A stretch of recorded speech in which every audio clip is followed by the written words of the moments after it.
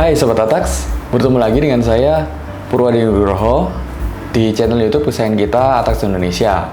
Di channel ini kita akan belajar banyak tentang perpajakan, keuangan, dan akuntansi perusahaan. Pada kesempatan kali ini kita akan membahas tentang gimana sih aturan detail tentang pelaksanaan tax amnesty. Hal ini terangkum dalam siaran pers nomor 46 tahun 2021.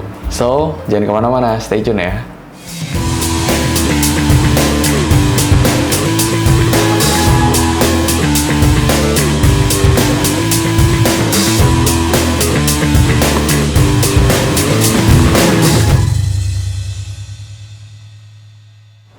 Oke Sobat Atax, kali ini saya ingin men-sharingkan tentang siaran pers nomor 46 tahun 2021 yang dikeluarkan oleh Dirjen Pajak tanggal 27 Desember 2021 kemarin, perihal bukan sekedar pengampunan pajak, tetapi PPS adalah kesempatan.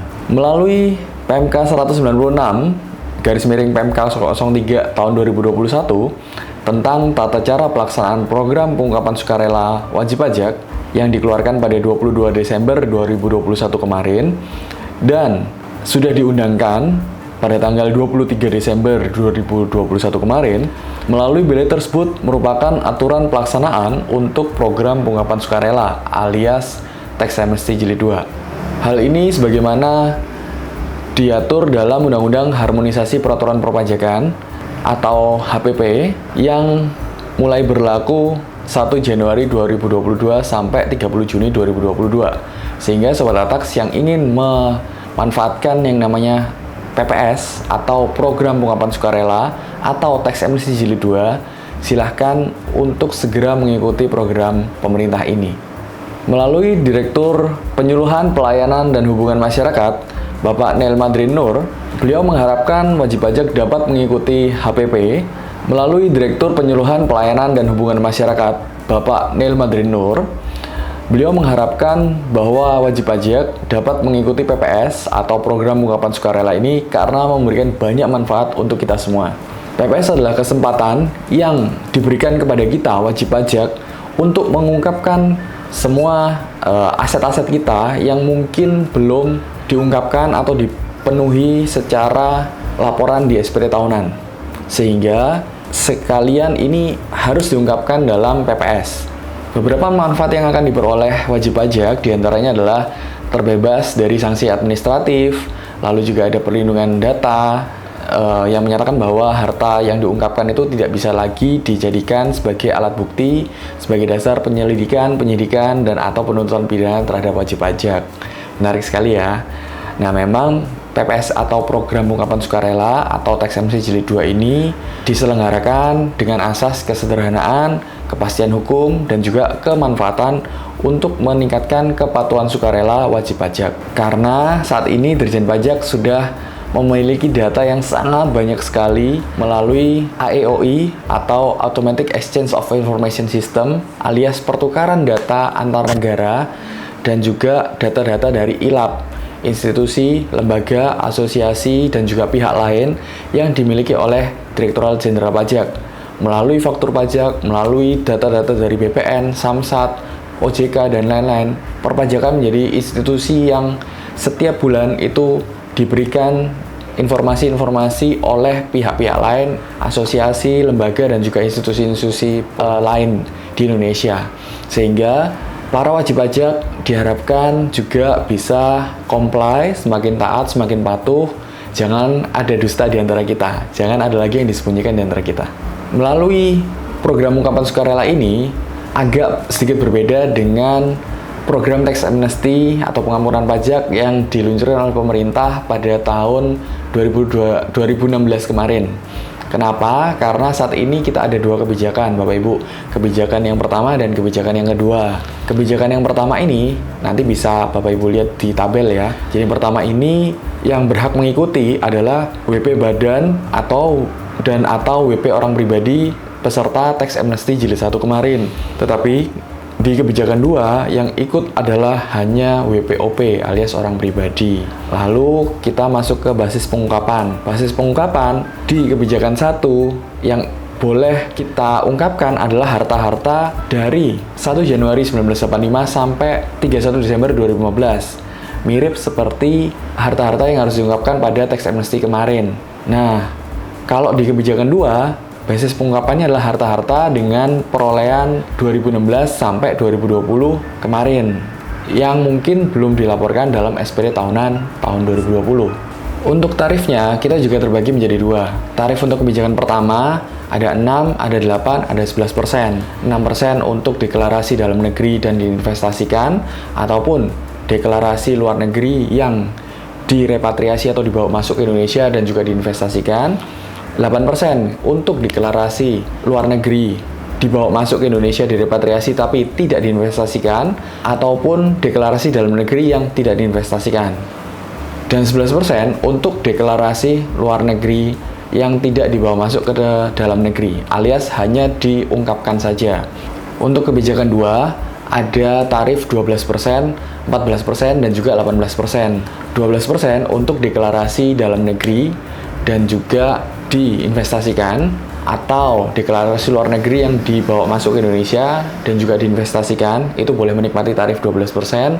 14% untuk deklarasi dalam negeri tetapi tidak diinvestasikan, atau deklarasi dari luar negeri dibawa masuk ke Indonesia tetapi tidak diinvestasikan. Dan juga 18% untuk deklarasi luar negeri yang tidak dibawa masuk ke Indonesia, alias hanya diungkapkan saja. Jadi kita mempunyai 2 tarif kebijakan dan juga ada 3 tarif PPh final. Kapan sih program ini dilaksanakan? Program ini dilaksanakan hanya selama 6 bulan, Bapak-Bapak, Ibu-Ibu sekalian, mulai dari 1 Januari 2022 sampai 30 Juni 2022. Sehingga Bapak-Ibu sekalian, jika ingin mengikuti program ini, segera buruan ikut program ini, sehingga kita nggak lagi ketinggalan untuk mengikuti program pengungkapan sukarela ini. Syarat untuk mengikuti kebijakan kedua dari PPS atau program pengungkapan sukarela ini, yaitu kita harus memenuhi syarat 1. Kita tidak sedang diperiksa atau dilakukan pemeriksaan bukti permulaan untuk tahun pajak 2016, 17, 18, 19, dan 20. Yang kedua, kita tidak sedang dilakukan proses penyidikan atau proses peradilan, atau tidak sedang menjalani tindak pidana di bidang perpajakan. Jadi, artinya apa? Jika Bapak Ibu sekalian masih belum pada tahap itu, atau mungkin masih dalam tahap permintaan SP2DK, tanggapan tentang SP2DK, silakan saja untuk bisa mengikuti program pengungkapan sukarela ini. Tata cara pengungkapannya adalah kita harus mengungkapkan dengan melakukan pengisian pada SPPH. Apa itu SPPH? Alias Surat Pemberitahuan Pengungkapan Harta, Bapak-Bapak Ibu, yang disampaikan melalui elektronik pada laman pajak.go.id/PPS. Nanti ada linknya di bawah ini ya. Nah, SPPH itu harus dilengkapi dengan 1. SPPH induk. Yang kedua, bukti pembayaran PPh final. Yang ketiga, daftar rincian harta bersih. Yang keempat, daftar utang. Yang kelima, pernyataan repatriasi dan atau investasi. Yang berikutnya, untuk kelengkapan peserta kebijakan PPS yang 2016 sampai 2020, kebijakan 2, itu ada tambahannya, ada tambahan kelengkapannya. Yang pertama adalah pernyataan untuk mencabut permohonan restitusi atau upaya hukum. Jadi kalau misalnya Bapak-Bapak atau Ibu-Ibu sedang mengalami proses restitusi atau upaya hukum, nah ini harus menimbang-nimbang nih, lebih enak mana nih, kita mau melanjutkan proses restitusi atau upaya hukum kita, ataupun mengikuti program pengungkapan sukarela. Karena ketika kita mengikuti program pengungkapan sukarela, kita tidak diperbolehkan untuk melakukan restitusi atau upaya hukum. Dan yang kedua, kita harus melampirkan surat permohonan pencabutan banding, gugatan, dan juga peninjauan kembali apabila ada. Peserta PPS atau program pengungkapan sukarela ini juga bisa loh untuk menyampaikan SPPH yang kedua, ketiga, dan seterusnya untuk membetulkan SPPH apabila ada perubahan harta bersih atau kesalahan tulis atau kesalahan hitung atau perubahan tarif. Dipersilahkan oleh pemerintah. Peserta PPS juga dapat mencabut keikutsertaan dalam PPS apabila berubah pikiran dengan mengisi SPPH selanjutnya dengan nilai 0. Peserta PPS yang mencabut SPPH dianggap tidak ikut PPS dan tidak dapat lagi menyampaikan SPPH untuk berikut-berikutnya. Jadi pertimbangkan betul Bapak-Bapak, Ibu-Ibu jika ingin mencabut SPPH-nya. Pembayaran bisa dilakukan dengan menggunakan kode akun pajak 411128 dan juga kode jenis setorannya untuk kebijakan 1 adalah 427 dan juga untuk kebijakan 2 adalah 428. Jangan sampai ketukar ya. Dan pembayaran ini tidak bisa dilakukan dengan PBK alias pemindah bukuan. Artinya ketika nanti Bapak Ibu mempunyai kelebihan bayar pajak di sektor yang lain, tidak bisa di PBK-kan ke program PPS ini. PPh final yang harus dibayarkan adalah sebesar tarif dikali dengan harta bersih, alias apa itu harta bersih? Harta dikurangi dengan nilai hutang bersih. Untuk kebijakan yang pertama, pedoman yang digunakan untuk menghitung besarnya nilai harta per 31 Desember 2015 adalah sebagai berikut. 1. Untuk nilai nominal untuk harta kas dan setara kas. Yang kedua, NJOP alias nilai jual objek pajak untuk tanah dan bangunan, dan juga nilai jual kendaraan bermotor atau NJKB untuk kendaraan bermotor. Yang ketiga, nilai yang dipublikasikan oleh PT Aneka Tambang Tbk untuk emas dan perak. Yang keempat, nilai yang dipublikasikan oleh PT Bursa Efek Indonesia untuk saham dan barang yang diperjualbelikan di PT Bursa Efek Indonesia. Yang kelima, nilai yang dipublikasikan oleh PT Penilai Harga Efek Indonesia untuk SBN dan efek yang bersifat utang atau suku yang diterbitkan oleh perusahaan. Yang keenam, jika tidak ada pedoman, silahkan bisa menggunakan hasil penilaian dari kantor jasa penilai publik alias KJPP alias appraisal. Untuk kebijakan 2, pedoman yang digunakan untuk menghitung besarnya nilai harta per 31 Desember 2020 yaitu 1. Nilai nominal ketika harta kita kas dan atau setara kas. Yang kedua, harga perolehan untuk selain kas dan setara kas. Jadi harga belinya berapa? Kalau misalnya punya rumah atau punya mobil, harga perolehan berapa? Langsung dikali tarif. Yang ketiga, jika tidak diketahui, silahkan bisa menggunakan nilai wajar per 31 Desember 2020 dari harta sejenis atau setara berdasarkan penilaian wajib pajak. Ketentuan repatriasi. Ketentuan repatriasi silahkan dialihkan hartanya ke Indonesia paling lambat 30 September 2022 melalui bank. Bank-bank yang akan ditunjuk oleh pemerintah, ada banyak bank yang menjadi rekanan pemerintah dan silahkan Bapak Ibu memilih salah satu dari sekian banyak bank tersebut untuk proses repatriasi atau memasukkan kembali harta dari luar negeri ke Indonesia. Harta bersih yang dialihkan ke Indonesia tidak dapat dialihkan lagi ke luar wilayah Indonesia atau di lock atau di holding period paling singkat selama 5 tahun terhitung sejak surat keterangan ini diterbitkan. Holding period ini berlaku pula untuk deklarasi aset dalam negeri. Bagaimana dengan ketentuan investasi? Investasi dilakukan pada hilirisasi sumber daya alam atau renewable energy atau investasi di surat berharga negara. Investasi pada SDA atau sumber daya alam atau renewable energy dapat dilakukan dalam bentuk pendirian usaha baru atau penyertaan modal di PT-PT yang bergerak di bidang sumber daya alam atau renewable energy yang sudah ada. Untuk investasi di surat berharga negara dapat dilakukan di pasar perdana dengan mekanisme private placement melalui dealer utama dengan menunjukkan surat keterangan tersebut. Surat keterangan yang dimaksudkan ini adalah surat keterangan atau bukti penerimaan surat bahwa kita ini sudah ikut yang namanya Tax Amnesty Jilid 2 atau program ungkapan sukarela ini. Jadi ketika Bapak Ibu membuka akun atau membeli surat berharga negara di bank-bank yang ditunjuk oleh pemerintah, silakan dengan menunjukkan surat keterangan yang sudah diperoleh oleh Bapak Ibu sekalian.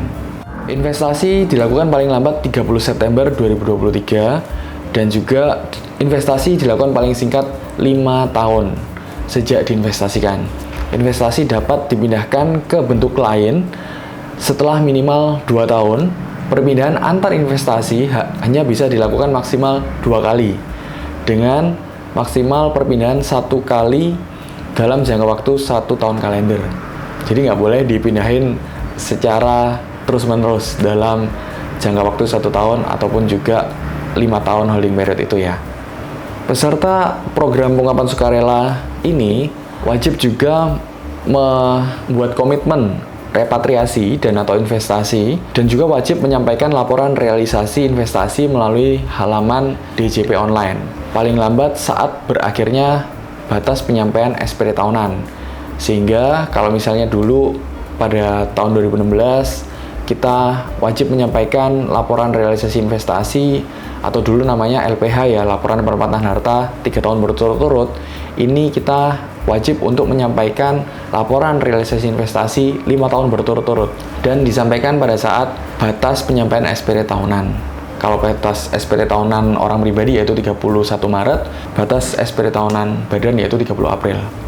Bagi para peserta program ungkapan sukarela kebijakan 1 yang sampai program ungkapan sukarela ini berakhir masih ada harta yang belum diungkapkan pada saat mengikuti TA 2016, akan dikenakan PPh final atas harta bersih tambahan tersebut dengan tarif 25% untuk badan, 30% untuk orang pribadi, dan juga 12,5% untuk WP tertentu alias UMKM.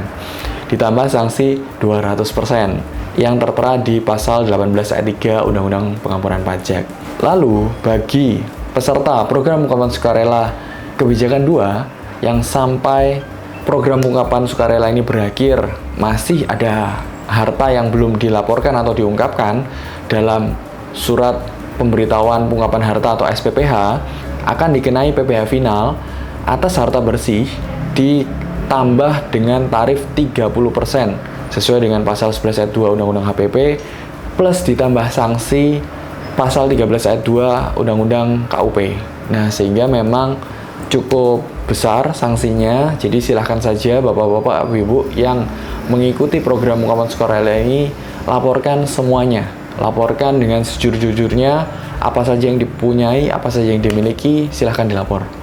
Nah, bagi peserta kebijakan 1 yang one prestasi alias ingkar janji, contoh misalnya dia ingin memasukkan hartanya dari luar negeri ke dalam negeri alias repatriasi tetapi tidak bisa repatriasi, atau mungkin mau investasi tetapi tidak jadi investasi pada saat batas waktu yang sudah ditentukan, maka dikenakan tambahan PPh final Bapak-bapak Ibu-ibu seperti tabel yang tertera di halaman Bapak Ibu sekarang. Nah, di sini ada yang namanya pembagian dari aset luar negeri dan juga dalam negeri, dan juga ada yang namanya tambahan PPh finalnya. Dan juga bagi peserta program ungkapan sukarela kebijakan 2 yang one prestasi atau ingkar janji, contoh tadi repatriasi tidak jadi repatriasi atau mau investasi tidak jadi investasi sampai pada batas waktu yang ditentukan, maka juga akan dikenakan tambahan PPh final. PPh finalnya seperti apa dan juga berapa tambahannya ada di halaman Bapak Ibu sekalian.